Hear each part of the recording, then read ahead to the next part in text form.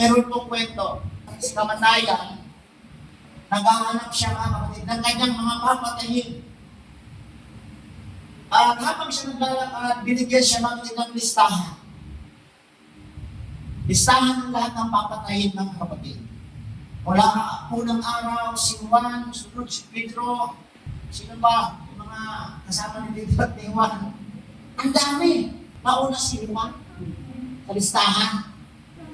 Habang siya naroon, mga kapatid, sa bahay ni Juan, pinagkape, pinakain ng masasarap.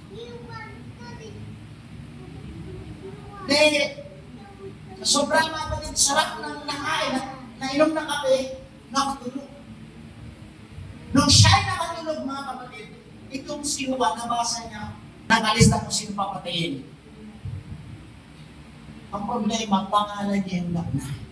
Binura niya yung pangalan niya sa unahan. Kasi nung makatapos niya, nilista niya ngayon sa pinakahuli, mga kapatid. Ito na ngayon, pag-isip ng kamatayan. Kaninong may dalang lista na kamatayan. Okay, Juan, kasi ikaw na sana yung mauna, dito nakalista, dahil mabait ka naman sa akin, dahil pinakape mo ako, pinakain mo ako ng masarap na ulam, imbis na unahin ko ng birwan, uunahin ko yung pinakalas. But the problem is, nilipat ni Juan ng pakilan sa'yo pinakauli. Nang daya siya, mga kapatid. Pero kahit anong daya, kung tayo'y nakatakda na tayong mamamatay, mga kapatid, hallelujah. Kahit anong pilit natin baguhin yung listahan, hindi na pwedeng baguhin, mga kapatid. Mangyayari ang dapat mangyari. Magaganap ang bawat magaganap. Ang bawat nakahula, kapatid, ay nangyayari sa mga panahon.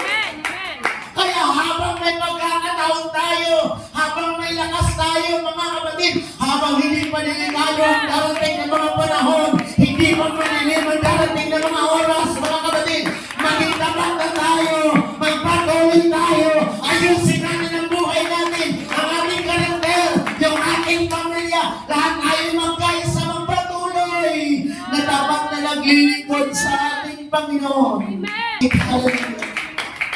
Amen.